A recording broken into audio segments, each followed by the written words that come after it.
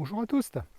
Alors je voudrais achever cette trinité, excusez-moi, cette passe de 3 qu'on a initiée 2 vidéos en arrière, donc c'est la 3e vidéo sur ce sujet. On a vu la passe de 3 au niveau des douleurs de dos. Il y a une douleur qui peut être articulaire, une douleur qui peut être musculaire et une douleur qui peut être névralgique. 3. On a vu aussi que l'articulation intersomatique au niveau vertébral, c'était une histoire de trépied. 2 plus 1, un disque devant et 2 derrière. Et quand je vous ai dit tout à l'heure qu'il y avait 3 douleurs possibles, peut-être un bonus, un quatrième, on va s'attacher à ce bonus. Ce bonus, c'est l'inflammation qui peut suivre derrière. Et on va aussi essayer de détacher 3 grands facteurs fondamentaux. Vous vous rappelez peut-être, ça a fait l'objet d'une vidéo précédente, les oméga 3, oméga 6. Il se trouve qu'on a 2 acides gras, donc 2 gras essentiels, c'est-à-dire qui doivent nous être nécessairement apportés par notre alimentation. Ces acides gras essentiels, c'est des acides gras à 18 atomes de carbone. L'un qu'on appelle l'acide linoléique, abréviation LA, linoléique acide, et l'autre qui s'appelle l'acide alpha-linolénique, abréviation LAL. Acide alpha-linolénique acide, pardon. Ces 2 acides gras essentiels, il se trouve qu'à eux deux, on va dire qu'ils contrôlent, qui gèrent un peu notre régénération à travers l'inflammation.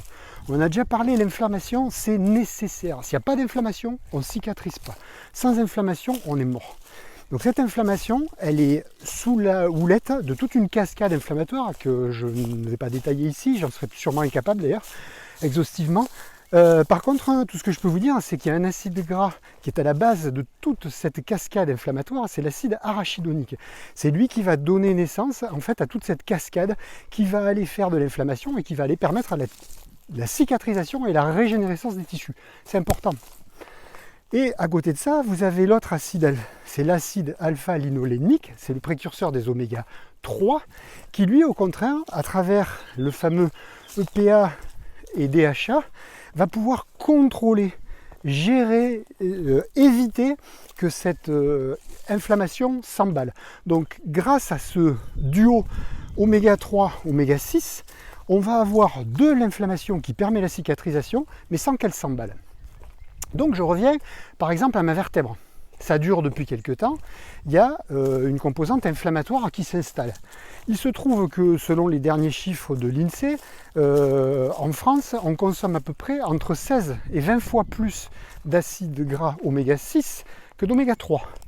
Donc si on les consomme, a priori, s'il se vend ça, c'est qu'on les consomme, donc on consomme beaucoup trop d'oméga 6 par rapport aux oméga 3.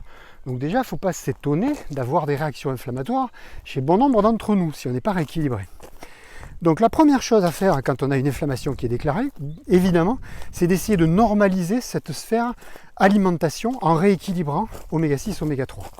La deuxième chose à faire, vous allez me dire, on enfonce une porte ouverte, c'est d'arrêter que ça frotte. Moi, je prends toujours la même métaphore avec mes patients. Je dis, la première chose que vous faites quand vous avez une ampoule avec vos chaussures, c'est que vous virez la chaussure.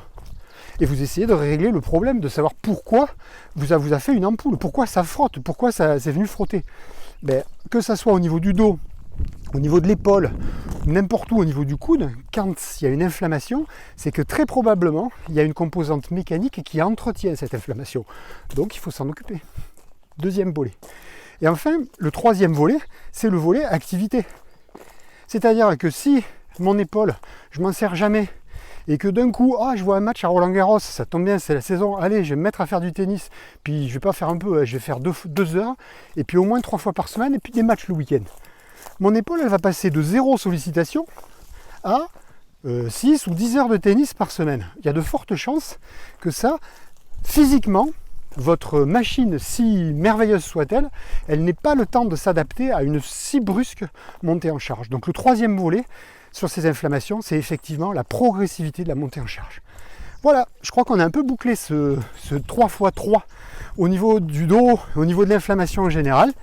Et puis, si ça vous intéresse pour les professionnels de santé, sachez que j'anime des formations. Vous pouvez trouver ça sur le site EOS Formation pour tous ceux qui voudraient parler de tous les sujets qu'on aborde dans ces vidéos. Allez, à bientôt, bonne balade!